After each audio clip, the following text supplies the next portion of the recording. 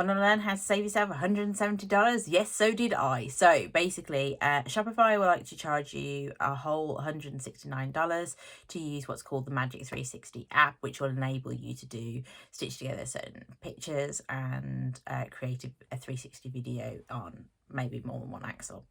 I'm about to show you basically how you can do that at home for like $10 because I'm a cheapskate.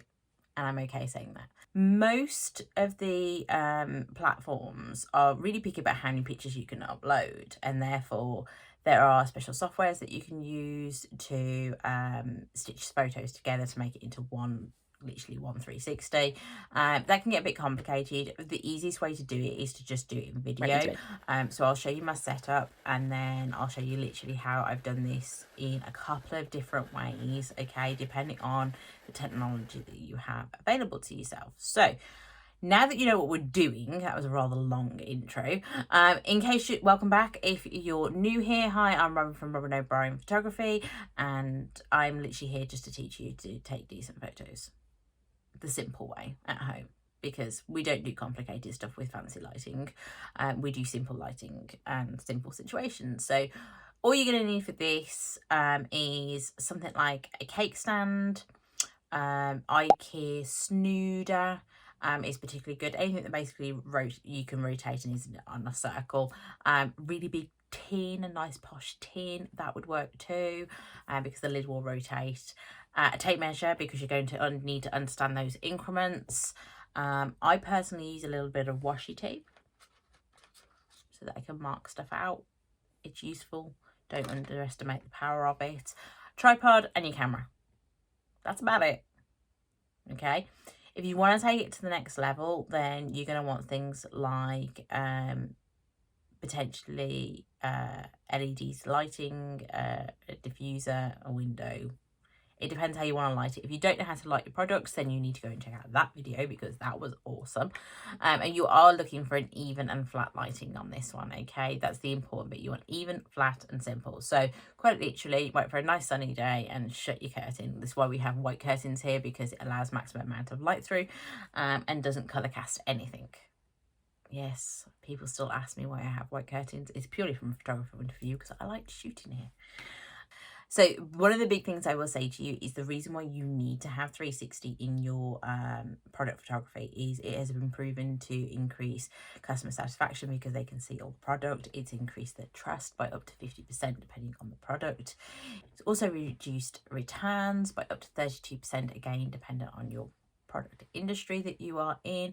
So it is 100% worth having a look at this on just those facts alone, but it can also increase your overall conversions as well by up to 35%, because people will see more things, they trust it more, and like I said to you before, they therefore want to purchase it. So that's basically why you should do this, okay? But why you should do it in a DIY format instead of the £170, or you could turn around and buy a very expensive turntable like this one. I personally just don't want to spend money on things that I will use relatively the same way in a very cheaper format, because I just think it's easier to do it this way. There are a couple of things that you need to bear in mind beforehand. You will need a tripod. I can't get away from that. I'm really sorry. However, you can pick up something like the Gorilla for fairly cheap, because you'll need to keep your camera in a static point. Okay, it's very, very important, because if you have your product off center, or if your camera moves, this doesn't work. It just doesn't work the way you want it to. Don't make that mistake, okay? You must have a camera. Your phone's fine.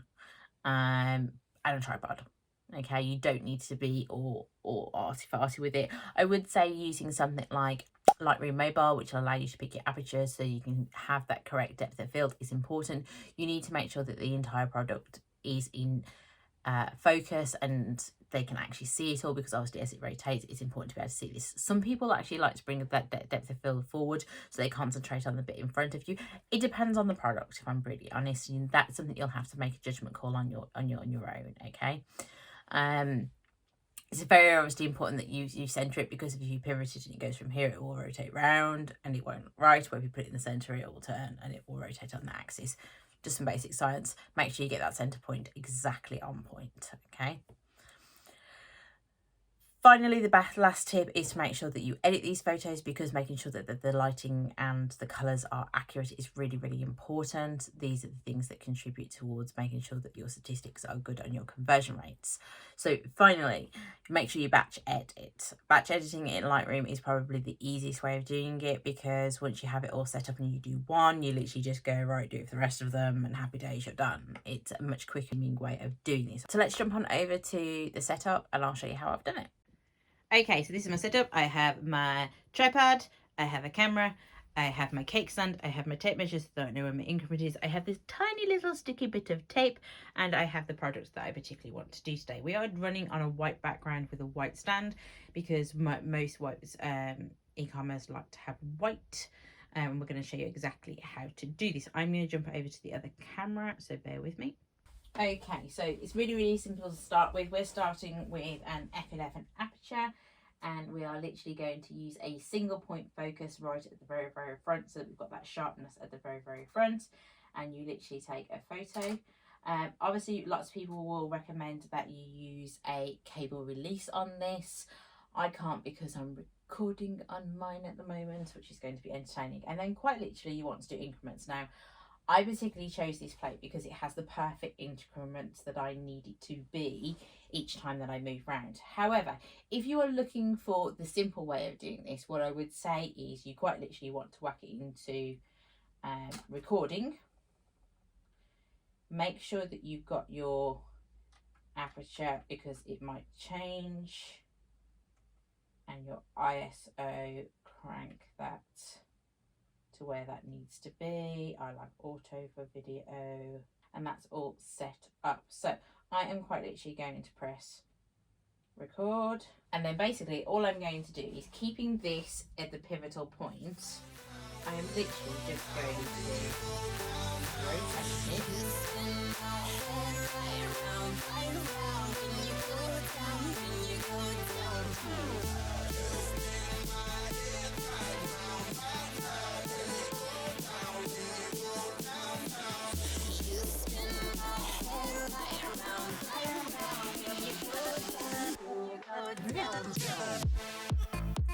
Alternatively, if you want to be that person who just has multiple shots of the different things, if you want a full 360, then you'll be looking at one every centimetre, and you'll have loads and you'll need to stitch them all together. Okay, it's a perfectly easy way of doing it. Like I said, keep your markers, rotate it round.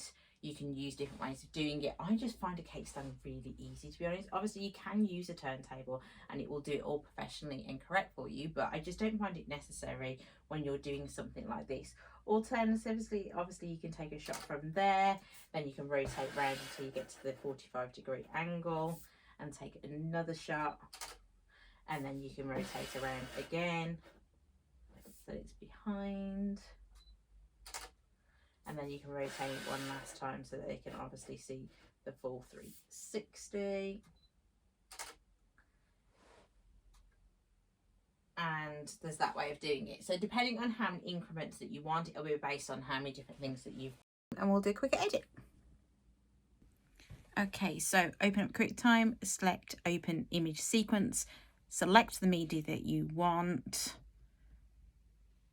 Choose your frame rate. Now, if you choose 24 frames per second, you're going to need 244 images. Okay, so you need to be picky about how you do this, because you can manipulate this after, but basically you want to be thinking quite logically on which ones you're going to use on this, because it will, the more frames per second, the more it's going to have to go through each individual one. So we're going to use 24 frames per second, and I will show you what happens when you don't have 244, okay? Because it is important that you understand this. And obviously it's going to prepare the media, and then you can export it as a video. Okay, so this is what it comes out as. Obviously at the moment it will be incredibly fast, but the point is it does work. Okay, you don't have to overthink this. You don't need these massive technology. You don't have to fork out lots of money for this. It is quite literally as simple as that. I'm just going to So it goes quite fast. Obviously, you can manipulate that in whatever editing software that you have for video. You can change it, you can sort it into your software. But the point is, this is easy to do. You don't have to overthink these things.